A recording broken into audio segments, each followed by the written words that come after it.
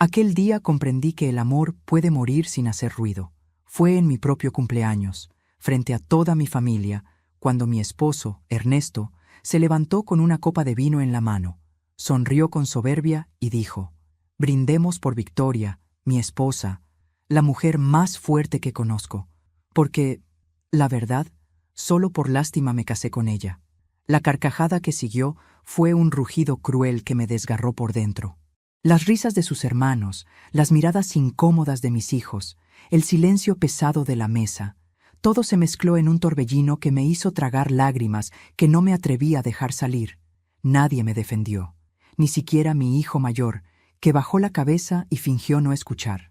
Yo, en cambio, seguí sentada, con la sonrisa congelada y el alma hecha pedazos. Solo atiné a levantar mi copa y decir con voz serena: «Gracias, Ernesto, por recordarme que los regalos más caros no siempre vienen envueltos. Algunos vienen disfrazados de humillación».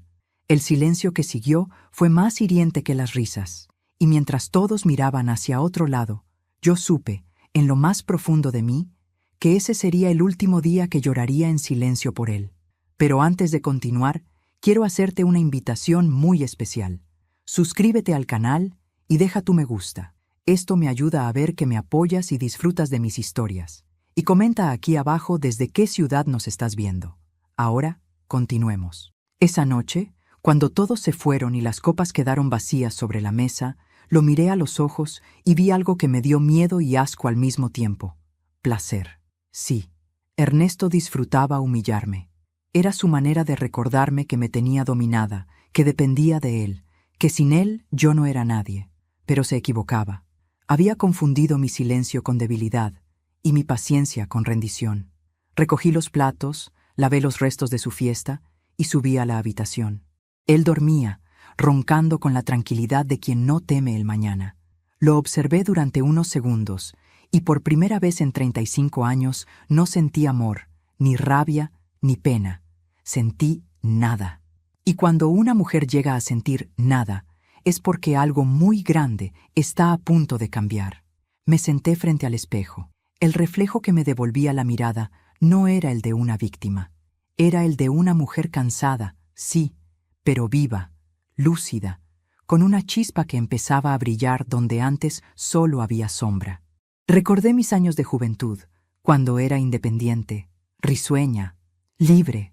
Recordé que antes de Ernesto, yo tenía sueños, y entendí que ese brillo perdido no lo había apagado el tiempo, sino él, con cada burla, cada insulto, cada vez que me hizo creer que sin su apellido yo no era nadie. A la mañana siguiente, mientras él leía el periódico como si nada hubiera pasado, le serví el desayuno en silencio. Él ni siquiera me miró. Solo comentó, con esa ironía que siempre lo acompañaba: «No te pongas sentimental, Victoria. Lo de anoche era una broma, ya sabes cómo soy». Levanté la vista y lo observé. Su sonrisa cínica, su seguridad arrogante. Y algo dentro de mí hizo clic. Una calma gélida se apoderó de mí. Tomé una servilleta, limpié mis manos con delicadeza y dije: «Sí, Ernesto, ya sé cómo eres». Él no entendió el verdadero significado de esas palabras, pero yo sí. Esa tarde, cuando salió de casa para trabajar, me senté frente al teléfono y escribí un mensaje. Era para Daniel, su mejor amigo, un hombre que siempre había sido amable conmigo, que alguna vez, en silencio, me dijo con la mirada que merecía algo mejor: «Hola, Daniel, soy Victoria. Necesito hablar contigo, pero no sobre Ernesto, sobre mí». Presioné enviar sin pensarlo más, y cuando lo hice, algo en mi interior se rompió, o quizás se liberó. Esa noche dormí por primera vez en mucho tiempo sin llorar. Soñé con la risa de Ernesto, pero no me dolió. Soñé con la mirada de Daniel, y sentí paz. No sabía si mi mensaje era el comienzo de una venganza o el primer paso hacia mi salvación. Pero sí sabía una cosa. Ya no era la misma mujer que se había quedado callada frente a las risas. Había nacido otra, y ésta no pensaba volver a guardar silencio. No pasó ni una hora desde que envié aquel mensaje cuando vi aparecer las 2 tildes azules en la pantalla. Mi corazón se aceleró. Daniel estaba en línea. Pensé que tal vez ignoraría mi mensaje, o que solo respondería por compromiso, como se hace con quien lleva décadas atrapada en un matrimonio muerto. Pero su respuesta llegó casi de inmediato. Victoria, no tienes que explicarme nada. Si necesitas hablar, te escucho. Siempre lo haré. Me quedé mirando esas palabras durante un largo minuto. Siempre lo haré. Eran 4 palabras simples, pero tenían algo que mi esposo no me había dicho en 35 años. Disposición, presencia, respeto. A la mañana siguiente lo llamé.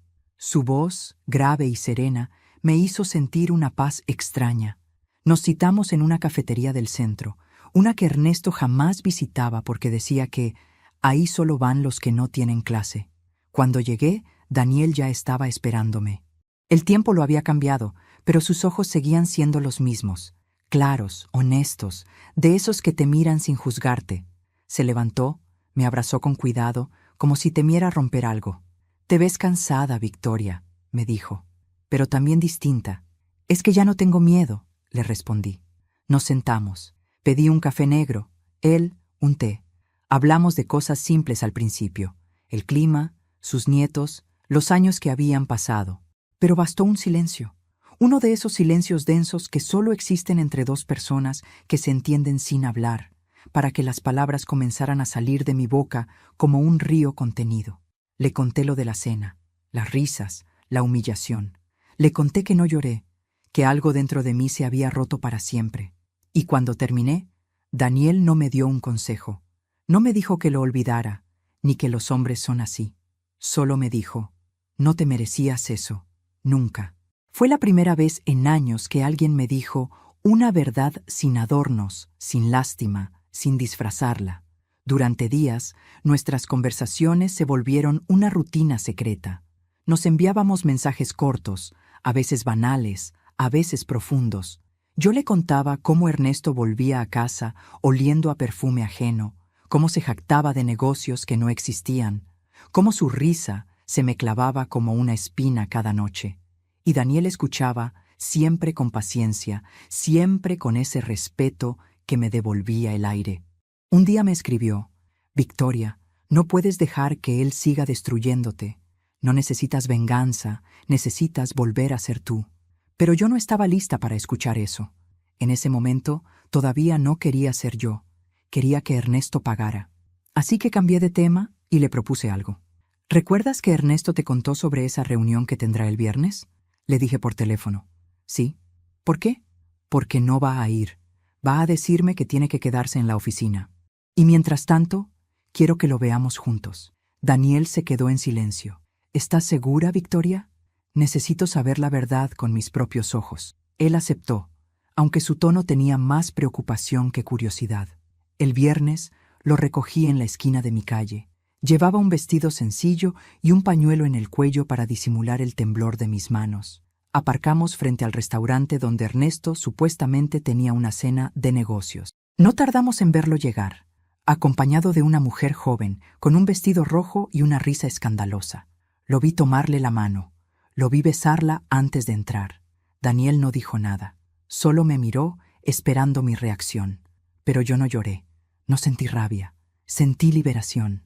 Era como si, al verlo con ella, se hubiera confirmado lo que ya sabía desde hacía años, que ese hombre ya no tenía poder sobre mí. Respiré hondo y le dije, «Gracias por acompañarme». «No tenías que comprobarlo, Victoria», me respondió. «Ya lo sabías». «Sí, pero ahora lo vi, y verlo duele menos que imaginarlo». Nos quedamos allí, en silencio, yo mirando la puerta del restaurante, él mirándome a mí, y por un instante el tiempo pareció detenerse. Esa noche, Ernesto llegó borracho, tiró las llaves sobre la mesa y me gritó desde el pasillo, «¿No piensas servirme la cena? ¿O vas a seguir jugando a la víctima?». Me levanté despacio y lo miré. «Ya no soy tu víctima, Ernesto». «¿Qué dices?», rió. «Nada. Buenas noches». Subí al dormitorio y cerré la puerta con llave. Encendí una vela y abrí mi cuaderno. Empecé a escribir todo, con detalle, como si fuera un diario de guerra. Cada herida tiene memoria, cada silencio tiene un límite. Y mientras escribía, comprendí que lo que había empezado como un impulso de venganza se estaba transformando en algo más grande, en una recuperación. Daniel me devolvía el reflejo que yo creía perdido. Me hacía sentir visible, capaz, humana, y lo más peligroso, empezaba a importarme. A los pocos días me llamó. ¿Puedo verte?, me preguntó. ¿Para qué?, respondí, intentando sonar indiferente. Para recordarte que no necesitas hacer justicia destruyéndote en el proceso. Esa noche nos encontramos otra vez en la misma cafetería. Hablamos poco, pero cuando nuestras miradas se cruzaron, supe que algo estaba cambiando. Había un puente invisible entre nosotros, hecho de comprensión y heridas compartidas, y yo, que había jurado no volver a sentir, me descubrí deseando que esa conversación no terminara nunca. Al llegar a casa, miré a Ernesto durmiendo con la boca abierta, ajeno a todo, y en ese silencio, con la luz tenue del pasillo entrando en la habitación, me hice una promesa. Ya no viviría esperando su amor. No podía cambiar el pasado, pero sí podía decidir qué hacer con el resto de mi historia. Esa noche, antes de dormir, escribí una sola línea en mi cuaderno. No quiero que él sufra. Quiero que entienda lo que es perderme. Y por primera vez, sonreí sin culpa. Dicen que cuando miras atrás, el pasado te observa también. Y en esos días, cada recuerdo me devolvía una mirada que dolía más que cualquier insulto. Mientras escribía en mi cuaderno, los años de matrimonio se me aparecían como escenas congeladas, una tras otra, como si mi mente quisiera explicarme en qué momento dejé de ser yo para convertirme en ella, la esposa silenciosa de Ernesto Serrano. Cuando lo conocí, yo tenía 25 años. Trabajaba como profesora de arte en una escuela pequeña. Él era gerente en una empresa de importaciones, elegante, seguro, con esa voz grave que te envolvía sin darte cuenta. Me hacía sentir especial. Decía que admiraba mi sensibilidad, que le gustaban mis cuadros, que yo tenía algo distinto a las demás. Y yo, que venía de una familia humilde, caí en la trampa de sentirme elegida. Los primeros meses fueron como un sueño. Flores, cartas, cenas en restaurantes caros donde me hacía reír y me tomaba de la mano frente a todos. «Quiero cuidarte», me dijo una vez. No entendí entonces que querer cuidar puede ser la forma más elegante de querer controlar. Después de casarnos, empezó a cambiar. Primero fueron los pequeños comentarios. «Ese vestido no te queda bien. No pintes tanto. Eso no da dinero. No hables tan alto cuando estamos con mis socios». Y poco a poco, sin que me diera cuenta, dejé de reír igual, dejé de pintar, dejé de hablar tanto. Cuando le dije que quería tener hijos, me respondió: «A su debido tiempo. Por ahora necesito una esposa que me acompañe, no una madre que me distraiga». Aún así, nuestro hijo nació 2 años después, y yo lo crié casi sola, mientras Ernesto viajaba y regresaba cada vez más distante. Me aferré a los recuerdos de los buenos días, a esas pocas veces en que me abrazó de verdad, o en que me hizo sentir que mi voz importaba. Pero pronto, esos momentos se convirtieron en limosnas. Él daba afecto cuando necesitaba control. Si me quejaba, me hacía sentir culpable. Si me callaba, me hacía sentir invisible. Durante años, pensé que el problema era yo. Que si era más paciente, más dulce, más complaciente, las cosas mejorarían. Pero la verdad es que hay amores que no se curan con ternura, sino que se pudren con ella. Y fue en uno de esos silencios que Daniel reapareció en mi vida. Un amigo de juventud. Alguien que siempre estuvo cerca pero nunca demasiado. Recuerdo un día en que vino a casa, hacía más de 20 años, y Ernesto lo presentó con orgullo. «Él es mi mejor amigo», dijo, mientras yo servía café. Y Daniel me sonrió con una gentileza que contrastaba con la mirada fría de mi esposo. Esa tarde, cuando se fue, Ernesto me dijo con tono amenazante: «No lo mires tanto. No quiero que piense que le gustas». Y así fue como entendí que ni siquiera mirar era libre en mi matrimonio. Volví al presente con un escalofrío. El tiempo había pasado, pero las cicatrices seguían ahí, invisibles y profundas. Tomé una foto vieja, una de las pocas que quedaban del día de nuestra boda. Yo, de blanco, radiante, ingenua. Él, de traje oscuro, con esa sonrisa que entonces confundí con amor. Ahora la veía como lo que era, una máscara. En ese instante sonó el teléfono. Era Daniel. «¿Estás bien?», preguntó con voz preocupada. «Sí», mentí. «Solo pensaba en el pasado». «No pienses tanto en él», me dijo. El pasado no puede herirte si dejas de volver a visitarlo. Ojalá fuera así de fácil. No lo es, pero es necesario. Su voz tenía algo de bálsamo. Y aunque me daba miedo admitirlo, me gustaba escucharlo. Había una ternura en sus palabras que me recordaba quién era antes de ser anulada. No era amor aún, era reconocimiento. Y eso ya era un peligro, porque Ernesto empezaba a notarlo.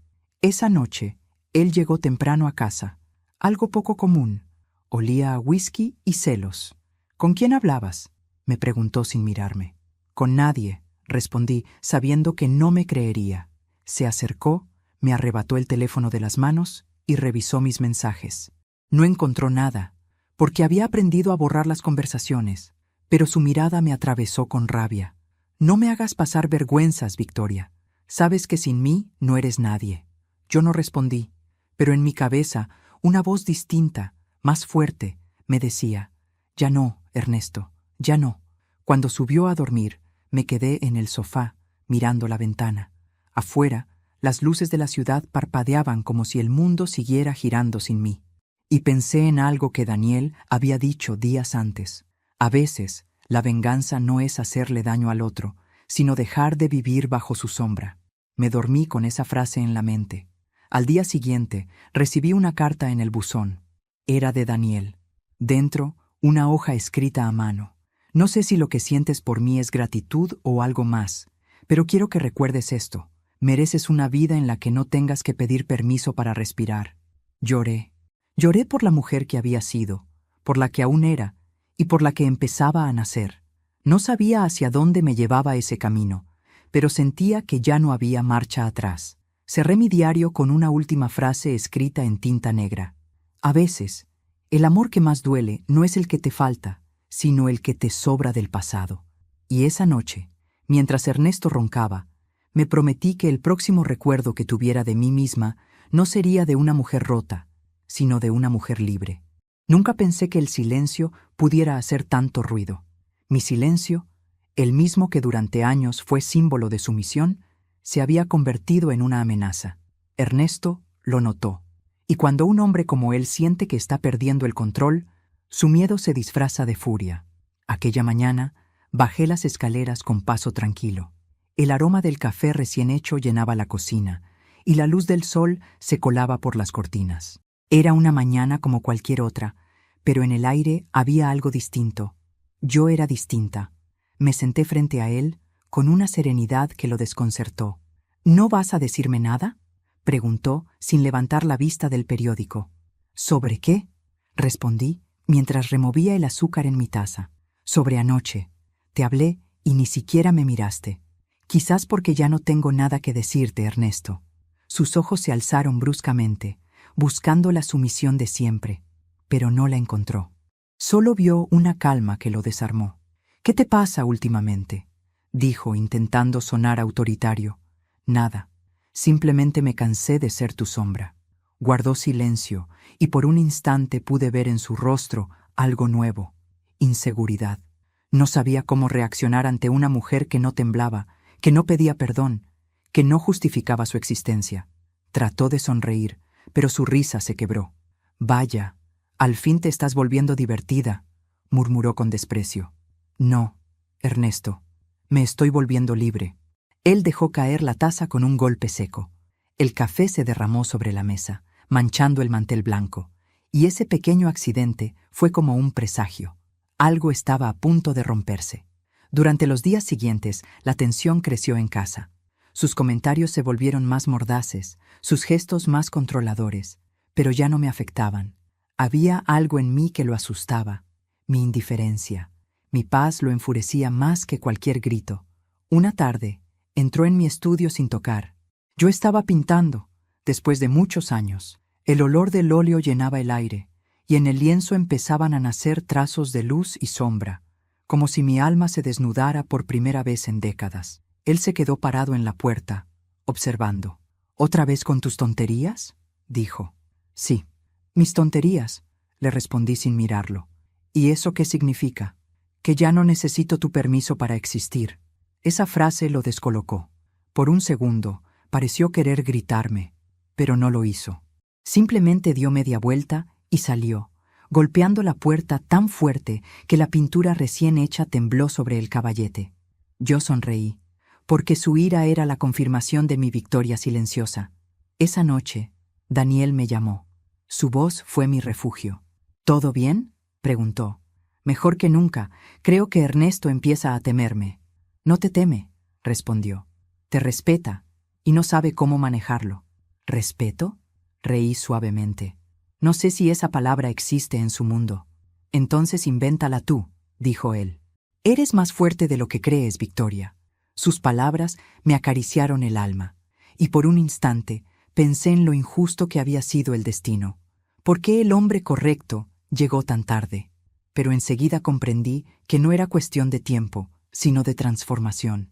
Daniel no había llegado para reemplazar a Ernesto. Había llegado para recordarme quién era antes de ser destruida. Esa noche, cuando me acosté, Ernesto me observó desde el otro lado de la cama. ¿Con quién hablas tanto últimamente?, preguntó con voz ronca. Conmigo, contesté. No me mientas, Victoria. Sé cuando tramas algo. Entonces, por una vez en tu vida, confía en tu instinto, le dije, dándole la espalda. El silencio que siguió fue espeso, tenso, insoportable, pero detrás de él había algo que yo reconocía: miedo. Por primera vez, Ernesto tenía miedo de perder el control, y por primera vez yo no tenía miedo de perderlo a él.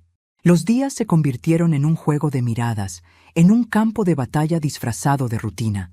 Él intentaba provocarme con comentarios crueles, esperando mi reacción, pero yo no se la daba, y esa indiferencia era su castigo más doloroso.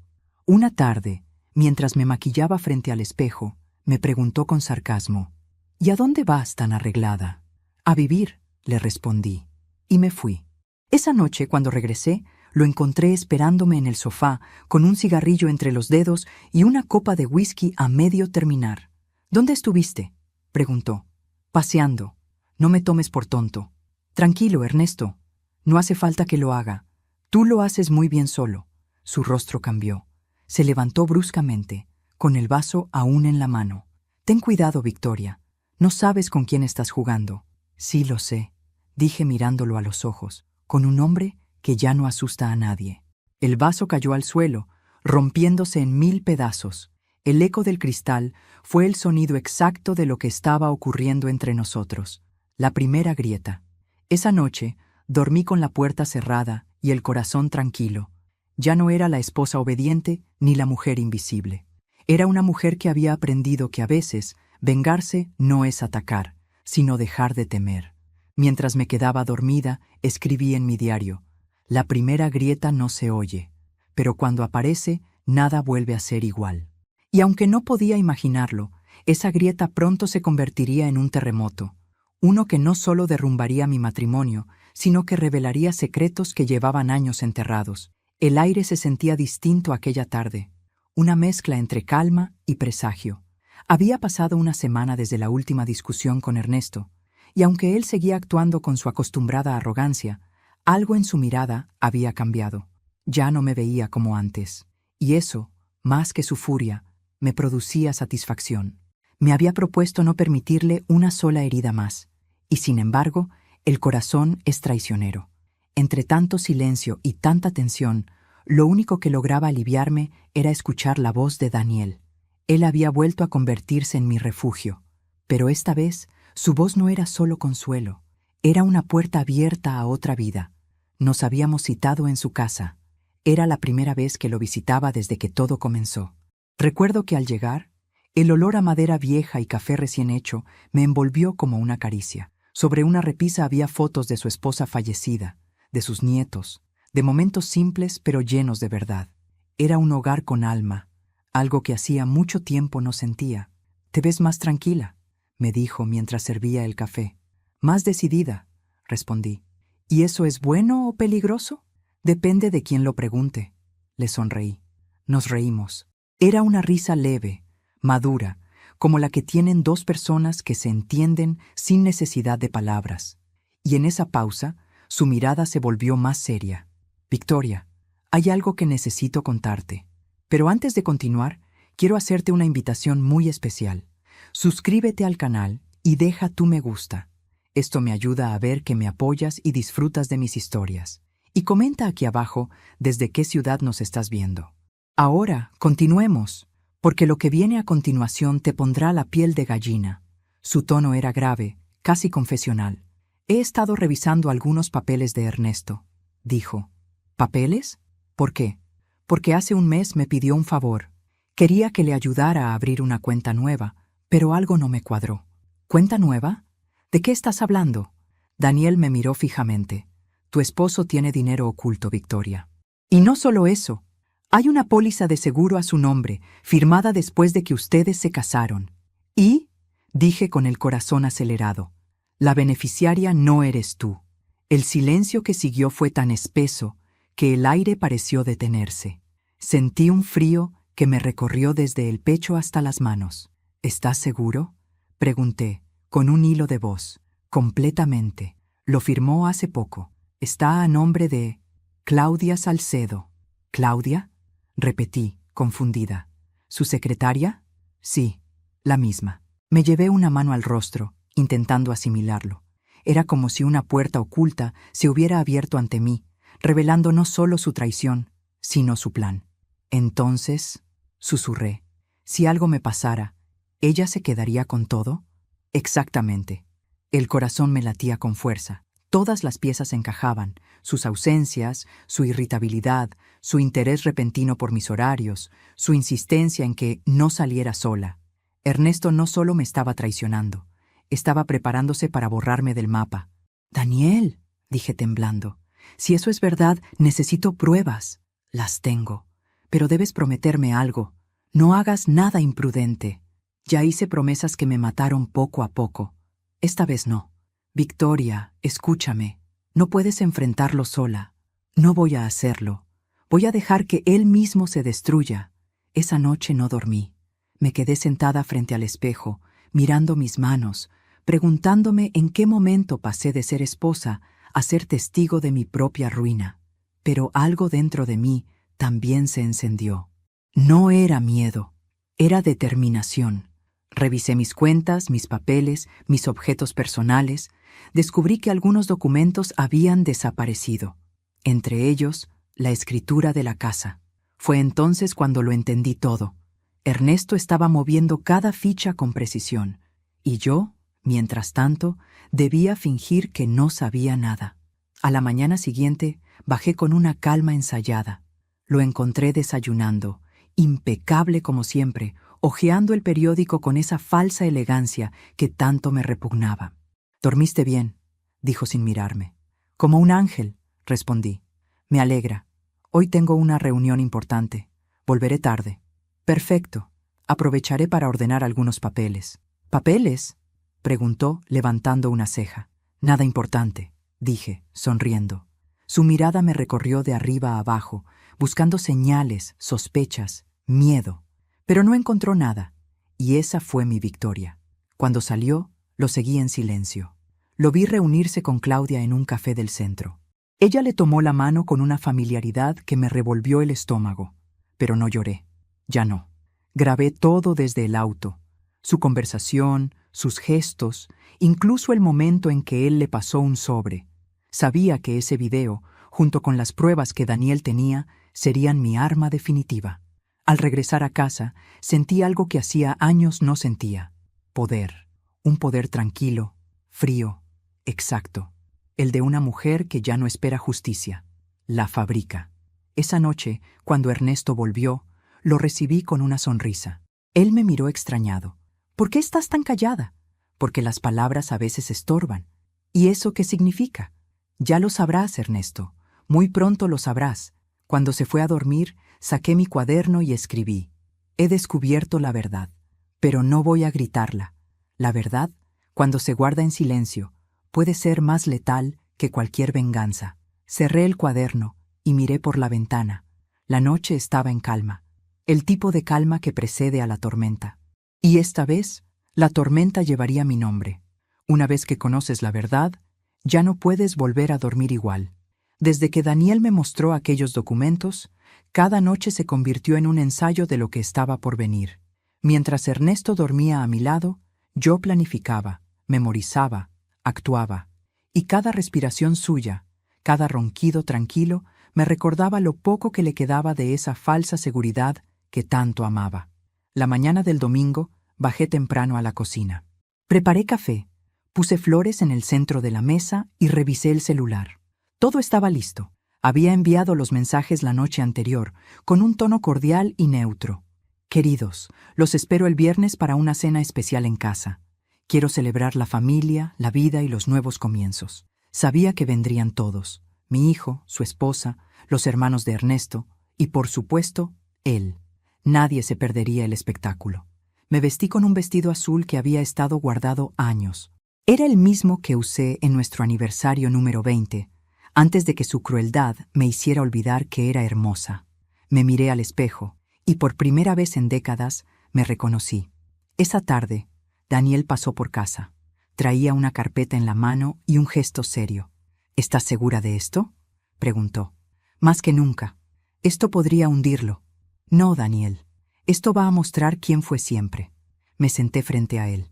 Dentro de la carpeta estaban las copias de las cuentas, los audios, las transferencias y los mensajes que Daniel había recuperado. Evidencias suficientes para destruir la reputación de Ernesto y demostrar que había intentado estafarme, incluso eliminarme del seguro. Solo prométeme algo, le dije. Lo que sea. Si algo me pasa, entrégaselo todo a la policía. Él asintió, en silencio. Y por un momento, pensé en todo lo que podría haber sido si lo hubiera conocido antes. Pero la vida no da marcha atrás. A veces, solo te deja elegir la forma de cerrar el círculo. El viernes llegó. La casa estaba impecable, la mesa puesta, el vino listo.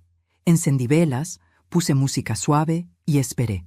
Uno a uno comenzaron a llegar los invitados, sonrientes, fingiendo una armonía que nunca existió. Ernesto entró el último. Traía una botella de vino caro y esa sonrisa falsa de quien cree tener el control. «Vaya, parece que alguien se esmeró», dijo con sorna. «Solo quiero una noche tranquila», le respondí. Durante la cena, todos hablaban de banalidades. Yo fingía reír, servía los platos, observaba cada gesto. Claudia, la secretaria, no estaba allí, pero su sombra sí. Ernesto no dejaba de mirar el teléfono, nervioso, como si esperara un mensaje. Y entonces lo hice. Esperé el momento exacto, cuando todos tenían una copa en la mano y las conversaciones se mezclaban. Golpeé suavemente la copa con una cuchara. El sonido cristalino hizo que el silencio cayera sobre la mesa. Antes del postre, dije con voz tranquila, «Quiero mostrarles algo». Encendí la pantalla del televisor. En ella aparecieron las imágenes. Ernesto en el café con Claudia, tomándole la mano, entregándole un sobre. Las risas se ahogaron. El aire se volvió denso. Ernesto palideció. «¿Qué es esto?», preguntó con voz quebrada. «Solo un recordatorio», respondí, «de lo que pasa cuando uno olvida con quién está casado». Mi hijo se levantó, confundido. «Papá, ¿qué estás haciendo con esa mujer?». «No es lo que parece», gritó Ernesto. «Esto es una trampa». «Oh, no», interrumpí. «Las trampas se hacen con mentiras, y esto es solo la verdad». Tomé la carpeta y la puse sobre la mesa. «Aquí están los documentos de tu cuenta secreta, Ernesto. Y aquí, la póliza de seguro que me excluye. Por cierto, felicidades. Fuiste muy cuidadoso, pero no lo suficiente». El silencio fue total. Podía escucharse el temblor de su respiración.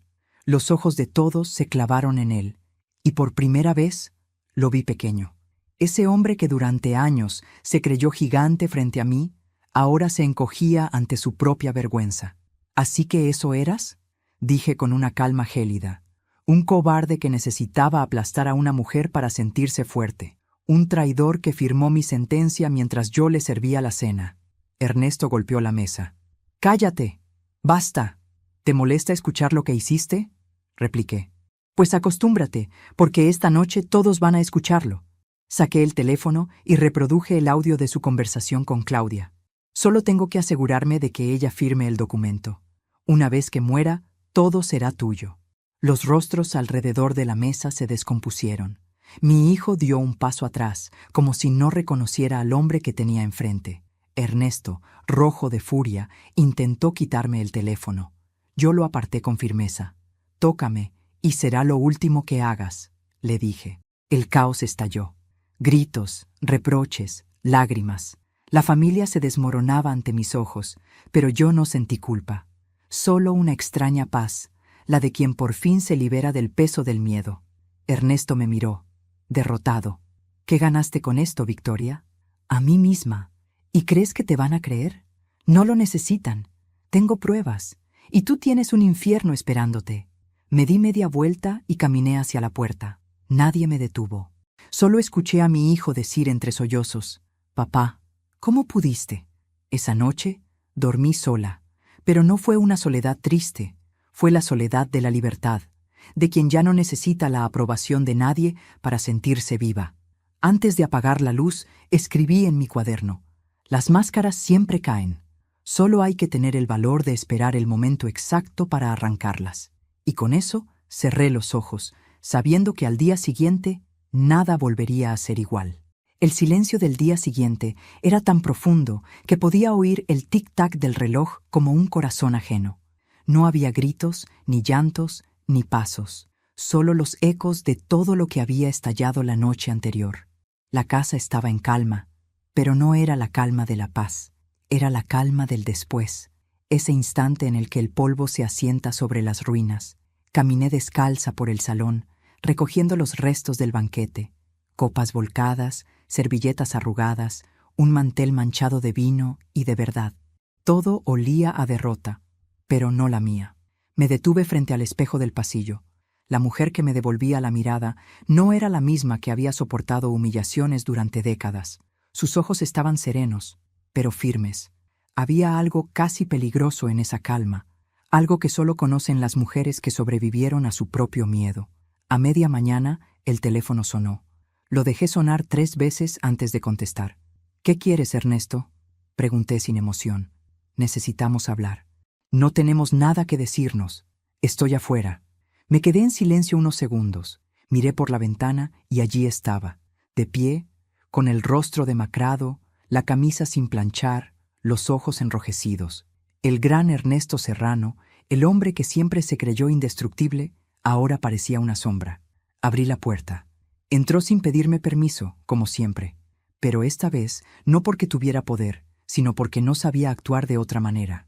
Se quedó de pie, mirando a su alrededor, con una mezcla de rabia y desconcierto. «Quitaste las fotos», dijo. «Sí, las tiraste». «No, las quemé». Sus labios temblaron. «¿Qué hiciste, Victoria?» «Lo que debía hacer hace años, limpiar la casa». «¿Limpiar?», rió con nerviosismo. «Me destruiste».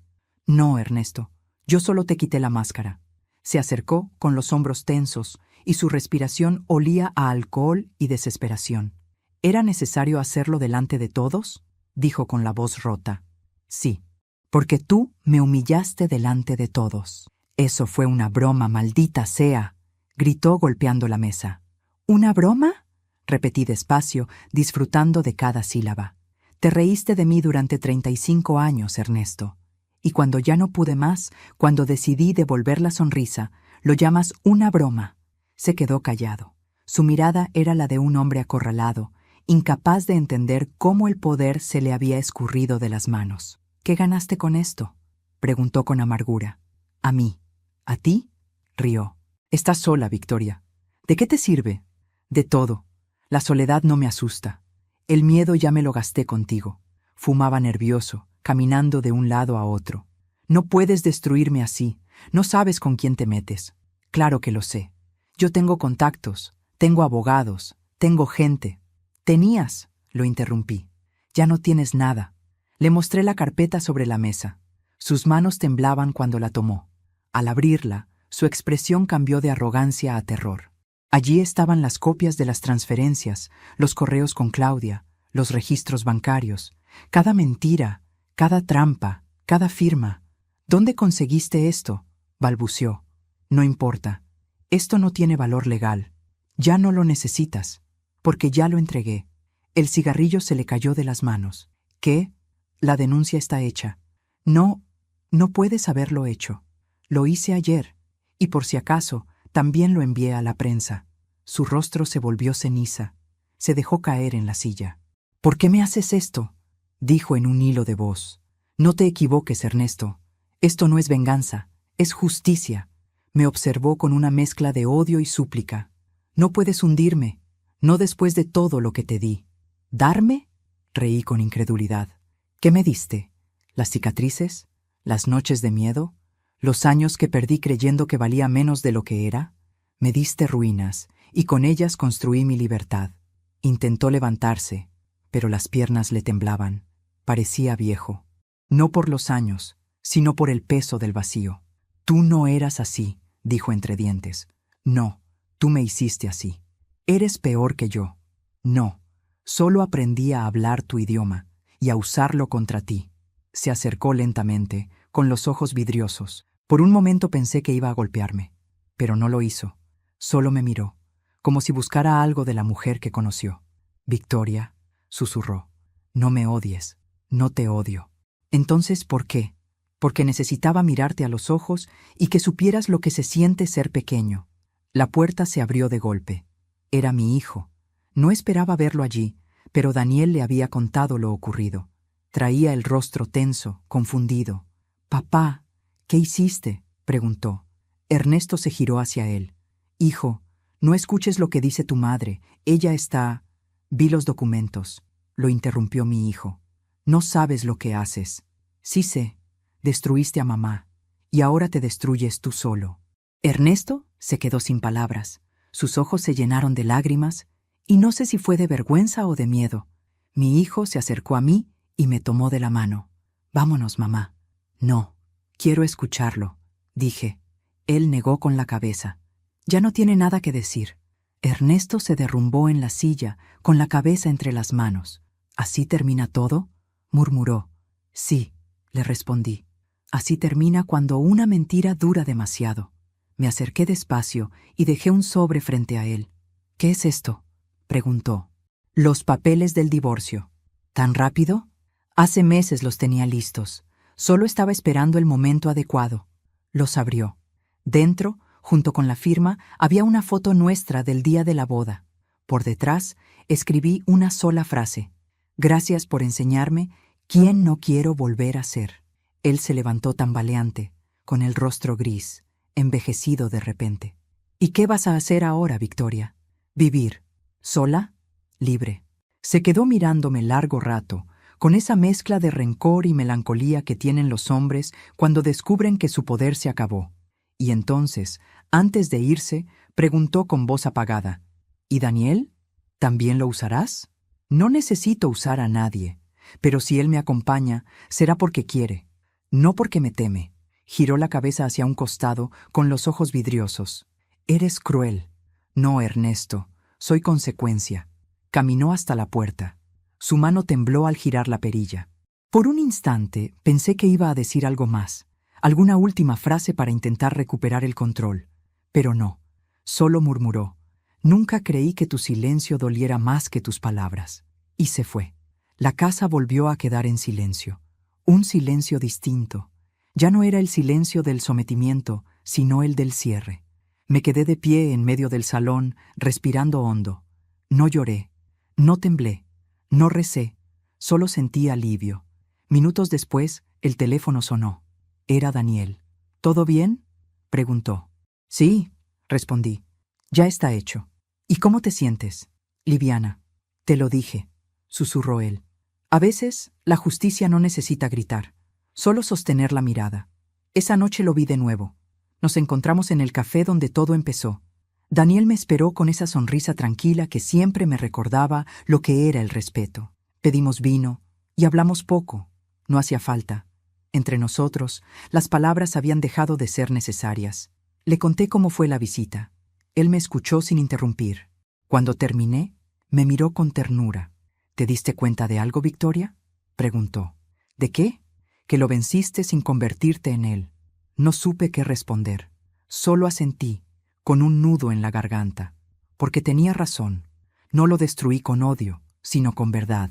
Y esa fue la victoria más grande de todas. Al volver a casa, encendí una vela. La llama tembló un instante antes de estabilizarse. La observé largo rato. Era pequeña, pero firme, como yo. Tomé mi cuaderno y escribí. El golpe final no es cuando el otro cae. Es cuando tú te das cuenta de que ya no necesitas verlo caer para sentirte libre. Cerré el diario. Miré alrededor. La casa estaba en paz. Y por primera vez en 35 años, también lo estaba yo. Han pasado 6 meses desde aquella noche en que todo se derrumbó. 6 meses desde que Ernesto cruzó la puerta por última vez, con el rostro de un hombre que no entendía cómo había perdido todo lo que creía tener asegurado. A veces pienso en él, no con odio, ni con nostalgia, solo con esa distancia que uno reserva para los recuerdos que duelen, pero que ya no hieren. Es curioso cómo el silencio que antes me asfixiaba, ahora se siente como un refugio. Vivo sola en la misma casa donde antes habitaba la sombra de mi miedo, pero ya no es la misma. Cambié las cortinas, pinté las paredes, doné los muebles que él eligió. Cada rincón lleva ahora una marca mía, una declaración silenciosa de independencia. En la cocina cuelga un cuadro que pinté hace poco, una mujer de espaldas mirando el mar. Algunos dicen que parece triste, pero no lo es. Esa mujer está en paz, porque entendió que mirar hacia el horizonte no siempre es esperar, a veces es agradecer. Durante los primeros días después de su partida, hubo un vacío extraño, casi físico. No el vacío de extrañar a alguien, sino el de acostumbrarse a la ausencia de la costumbre. Después de 35 años de convivir con una presencia constante, incluso el silencio tiene un peso. Me despertaba por inercia a las 6 de la mañana, preparaba 2 tazas de café y luego recordaba que ya no había nadie a quien servirle. El primer sorbo sabía a libertad, pero también a soledad. Aprendí que la libertad no siempre llega vestida de alegría. A veces llega como un animal herido, temblorosa, desconfiada, pero viva. Y uno tiene que aprender a alimentarla, a cuidarla, hasta que deja de tener miedo de quedarse. Los primeros meses fueron un ejercicio de reconstrucción, de mi cuerpo, de mi mente, de mi nombre. Durante años me acostumbré a escuchar mi nombre solo en su voz, pronunciado con desprecio o indiferencia. Ahora lo digo yo, despacio, frente al espejo, como si fuera una oración. Victoria. Qué ironía, ¿verdad? Llevar ese nombre y haber vivido tanto tiempo derrotada.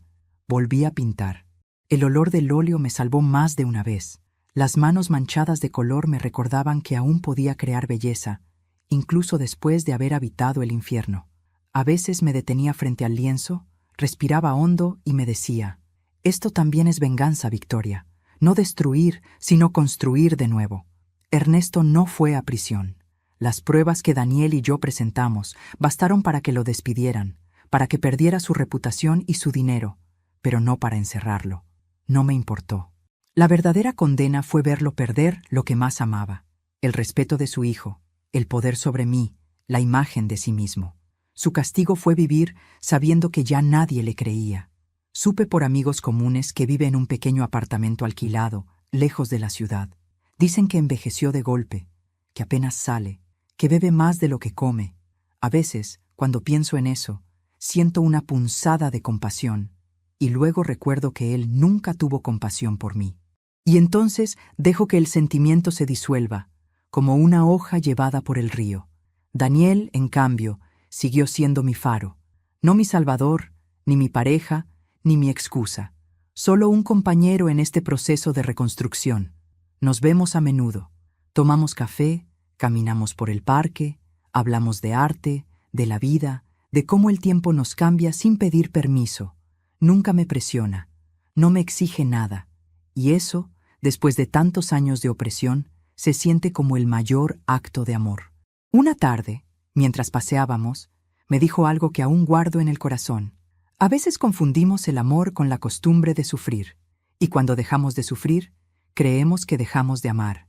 Pero el amor verdadero no duele, Victoria. Sana. No respondí.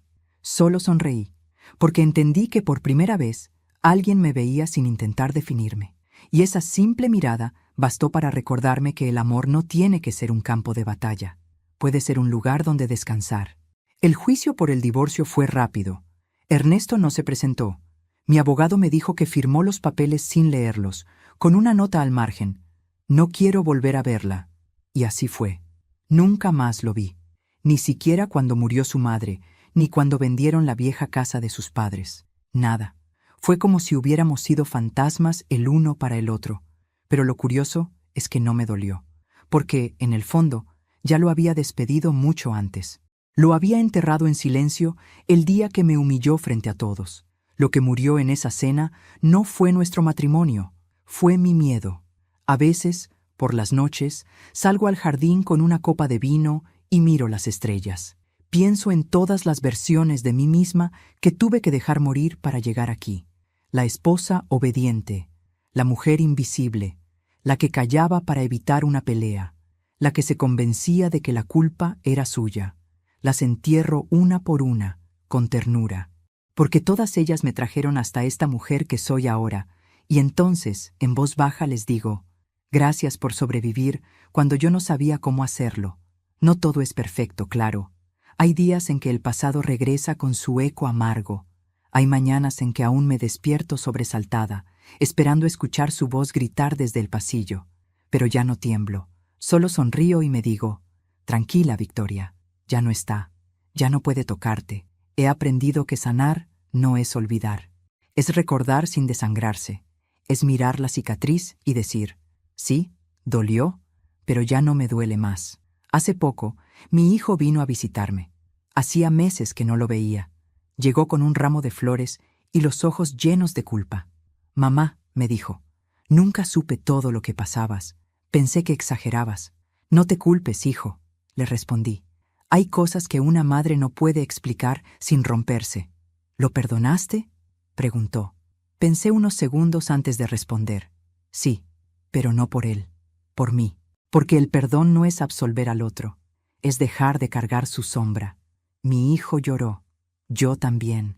Y ese abrazo fue como volver a casa después de un largo invierno. Una noche soñé con Ernesto. Estaba sentado frente a mí, en la mesa del comedor, con la mirada cansada. No me hablaba, solo me observaba, y por primera vez no había odio en su rostro, solo resignación. Me desperté sin miedo y entendí que el ciclo finalmente se había cerrado. Hoy tengo 61 años y me siento más viva que nunca. No necesito una pareja para sentirme completa, ni una casa llena para sentirme acompañada. Tengo mis cuadros, mis plantas, mis libros, mis silencios y mi nombre. Eso basta. La libertad no se mide por cuántas puertas puedes abrir, sino por cuántas decides no volver a cruzar. A veces, cuando camino por la ciudad, la gente me saluda con curiosidad, como si intentaran adivinar mi historia. Y yo sonrío, porque no saben que bajo esa mujer serena hay un huracán que sobrevivió a sí mismo. No saben que cada paso que doy fue ganado con lágrimas, con coraje y con la certeza de que valía la pena vivir, aunque doliera. Hace unos días, Daniel me regaló una libreta nueva. Para que sigas escribiendo, me dijo. ¿Y qué debería escribir ahora?, pregunté. Tu nueva historia. ¿Y si no tengo nada más que contar? Entonces escribe lo que sientes al no tener que explicarte más. Y eso hago. Cada mañana escribo algo pequeño. Una reflexión, un pensamiento, una frase. No para publicarla, sino para recordarme que sigo viva. Y que esta vida, mía y solo mía, vale más que cualquier anillo o apellido. Esta noche decidí hablarte a ti, que me estás escuchando, que llegaste hasta el final de mi historia. Quizás tú también has tenido que fingir sonrisas frente a quienes te lastimaron. Quizás te acostumbraste a un amor que dolía más de lo que curaba. Déjame decirte algo, de mujer a mujer o de alma a alma. No esperes a que alguien más te salve. A veces la salvación llega el día en que te miras al espejo y decides no llorar más por quien no se lo merece. No tengas miedo de estar sola. La soledad, cuando se elige, se vuelve hogar. Y la libertad, aunque cueste, vale cada herida que deja el camino. Si alguien me hubiera dicho hace un año que iba a volver a sonreír de verdad, no lo habría creído. Pero aquí estoy, viva. Con arrugas, sí. Con cicatrices, también. Pero con una dignidad que ya nadie puede arrebatarme. Porque después de todo, la victoria no fue destruirlo a él, fue reconstruirme a mí. Me despido con estas palabras, mirando a cámara, con la voz serena y el corazón tranquilo. Si alguna vez te hicieron sentir pequeña, recuerda esto. No eras tú quien valía poco, era el otro quien no sabía mirar grande. Suscríbete, deja tu me gusta si esta historia tocó tu corazón Y cuéntame aquí abajo desde qué ciudad me estás escuchando, porque cada historia que compartes me recuerda que no estamos solas, que la vida siempre da segundas oportunidades y que el amor más poderoso que existe es el que aprendemos a darnos a nosotras mismas. Y así termina mi historia. Mi nombre es Victoria Serrano y esta fue mi libertad.